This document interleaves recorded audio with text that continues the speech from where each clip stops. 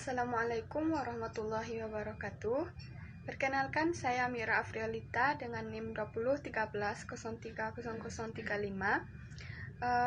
Baiklah, saya dari kelompok 13 mata kuliah fikih mawaris. Pada kesempatan kali ini saya akan menjelaskan tentang materi saya, yaitu penyelesaian warisan khunsa dan anak li'an. Yang pertama, penyelesaian kewarisan khunsa. Pengertian khunsa. Khunsa dalam bahasa Arab diambil dari kata khunasa yang berarti lunak atau melunak.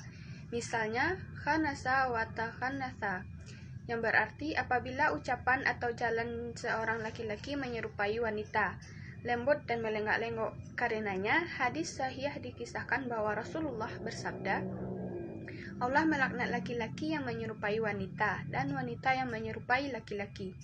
Adapun makna khunsa menurut para fuqaha adalah orang-orang yang mempunyai alat kelamin laki-laki dan kelamin wanita, atau bahkan tidak mempunyai alat kelamin sama sekali. Keadaan yang kedua ini menurut para fuqaha dinamakan khunsa muskil, artinya tidak ada kejelasan.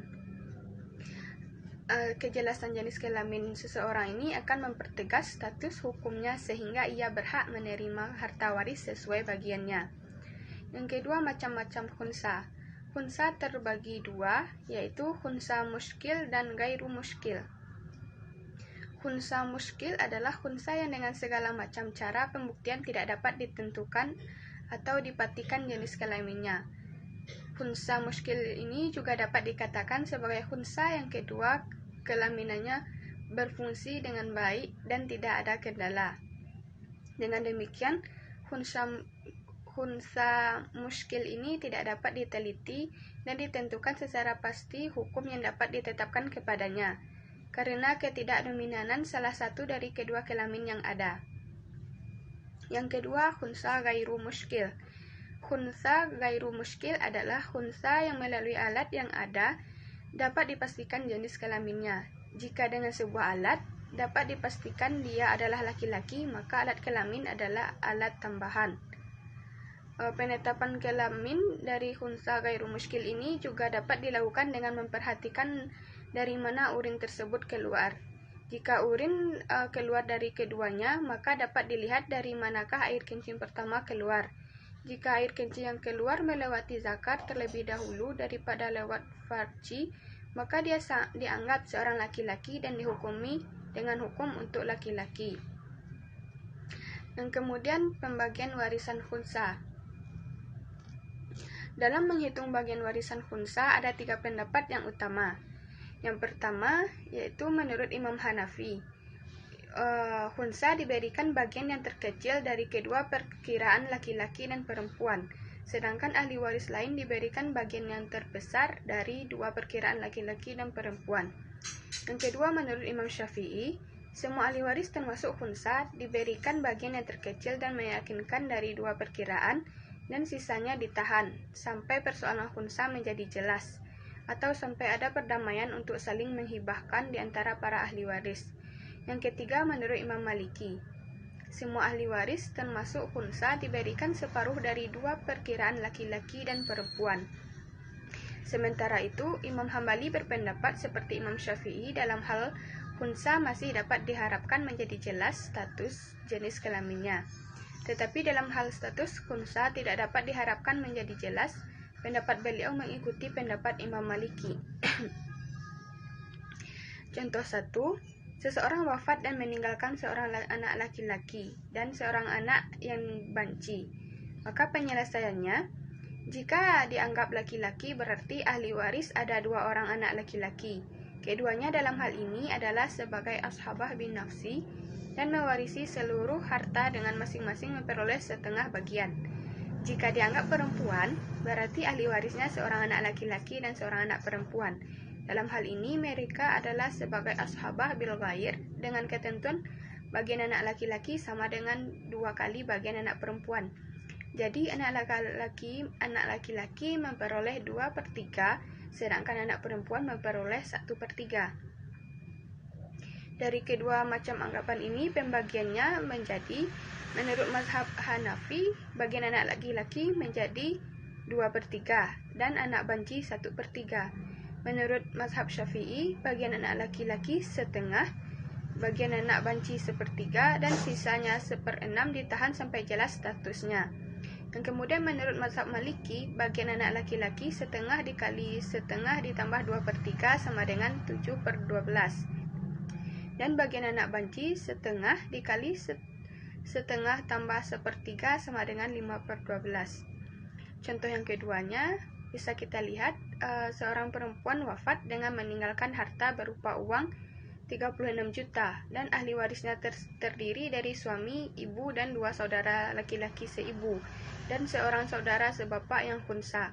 Maka penyelesaiannya, jika diperkirakan laki-laki, maka suami mendapat setengah dikali 36 juta sehingga hasilnya 80 juta. Dan ibu 1/6 dikali 36 juta, maka ia mendapat 6 juta. 2 saudara laki-laki seibu, 1/3 dikali 36 juta, maka ia dapat 12 juta. Kemudian, khunsa saudara laki-laki sebapak sama dibagi sisa, tetapi sudah tidak ada sisa lagi. Jika diperkirakan perempuan, dalam hal ini terjadi aul dan asal masalah 6 menjadi 9. Maka suami 3/9 dikali 36 juta sama dengan 12 juta. Ibu 1/9 dikali 36 juta, maka mendapat 4 juta. 2 saudara laki-laki seibu, 2/9 dikali 36 juta, maka dapat 8 juta. Kemudian khunsa saudara perempuan sebapak, 3/9 dikali 36 juta sama dengan 12 juta. Dari kedua macam perkiraan ini, pembagiannya menurut mazhab Hanafi yaitu suami dapat 18 juta, ibu 6 juta, 2 saudara laki-laki seibu 12 juta, dan khunsa saudara sebapak tidak mendapat apa-apa. Kemudian menurut mazhab Syafi'i, suami mendapat 12 juta, ibu 4 juta, 2 saudara laki-laki seibu 12 juta, khunsa saudara sebapak tidak mendapat apa-apa, dan sisanya terdapat 8 juta yang ditahan sampai status khunsa itu jelas. Kemudian menurut mazhab Maliki, suami mendapat setengah dikali 18 tambah 12 sama dengan 15 juta. Ibu setengah dikali 6 ditambah 4 sama dengan 5 juta. 2 saudara laki-laki seibu, setengah dikali 12 ditambah 8 sama dengan 10 juta. Dan khunsa saudara sebapak setengah dikali 12 sama dengan 6 juta. Kemudian pembahasan yang kedua tentang penyelesaian warisan anak li'an. Anak li'an ialah anak yang lahir dari seorang ibu yang dituduh berbuat zina oleh suaminya, dan anak yang lahir itu pun dinyatakan anak hasil perbuatan zina itu. Pernyataan itu dilakukan saling sumpah antara ibu dan anak li'an tersebut dengan suaminya yang berakibat putusnya hubungan suami istri itu dan haram untuk selama-lamanya melakukan rujuk atau pernikahan kembali. Akibatnya ialah tidak ditetapkannya anak tersebut sebagai anak laki-laki yang melakukan mula anak itu, tetapi anak ibu yang melahirkannya. Pasal 164 dalam KHI menyebutkan bila mana li'an terjadi, maka perkawinan itu putus untuk selama-lamanya dan anak yang dikandung dinasabkan kepada ibunya, sedangkan suaminya terbebas dari kewajiban memberi nafkah. Sebagaimana bunyi hadis yang artinya bahwa seorang laki-laki meli'an istrinya dan tidak mengakui anaknya, maka Rasulullah menceraikan antara keduanya dan mengikutkan nasab anaknya kepada ibunya. Kemudian pembagian ahli waris anak li'an. Persoalan yang timbul bagaimana apabila anak zina atau li'an tersebut berkedudukan sebagai si mati. Para ulama berbeda pendapat dalam masalah ini. Para sahabat besar seperti Umar bin Khattab, Ali bin Abi Thalib, dan Ibnu Mas'ud menempatkan ibu dari anak zina atau anak li'an sebagai ahli waris tunggal, sebagai ashabul furud dan ashabah sekaligus. Karena di dalam kenyataannya, sejak li'an itu terjadi, hubungan perkawinan menjadi putus selama-lamanya, sehingga ibu bertindak sebagai ibu dan bapak sekaligus. Fungsi demikian sejalan dengan sabda Nabi yang artinya wanita itu dapat memperoleh 3 macam harta. Harta peninggalan budaknya yang telah dibebaskan, harta peninggalan anak pungutnya, dan harta peninggalan anak liannya. Maka para ulama Madinah termasuk di dalamnya Zaid ibnu Sabit menyatakan bahwa harta peninggalan anak zina dan anak lian dapat diwarisi sebagaimana anak lainnya berdasarkan ketentuan furudul muqaddarah, yang mana ibu menerima 1/6 jika ada saudara-saudara seibu menerima 1/3 dan sisanya diserahkan ke Baitul Mal. Pendapat ini kemudian diikuti oleh Imam Malik, Imam Syafi'i, dan Abu Hanifah. Yang terakhir ini menentukan persyaratan apabila ada ahli waris zawil arham, mereka harus didahulukan daripada disetorkan ke Baitul Mal. Jadi menurut mazhab ini ibu tidak berperan sebagai ahli waris penerima ashabah. Contohnya, seorang wanita meninggal, ahli warisnya terdiri dari nenek, anak perempuan yang tidak sah, dan cucu perempuan garis perempuan, dan yang meninggalkan harta warisan 12 juta. Maka bagian masing-masing, dan pertama menurut Imam Malik dan Syafi'i, dengan awal masalahnya adalah 6, maka nenek 1/6 dikali 12 sama dengan 2 juta.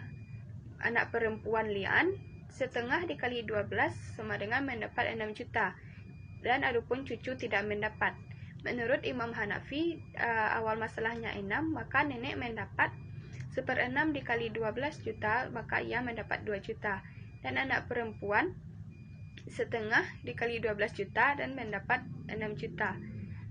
Cucu perempuan mendapat sisa sama dengan 12 juta dikurang 2 juta tambah 6 juta, maka ia mendapat 4 juta dari sisa tersebut. Sedangkan apabila yang meninggal adalah ayah dari anak yang menuduh istrinya berzina tadi, maka anak lian tidak mendapat harta warisan dari ayahnya.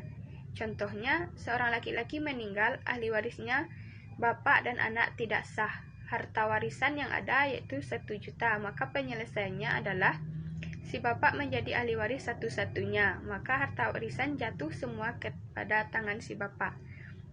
Mungkin sekian penyampaian materi dari saya. Terima kasih. Wassalamualaikum warahmatullahi wabarakatuh.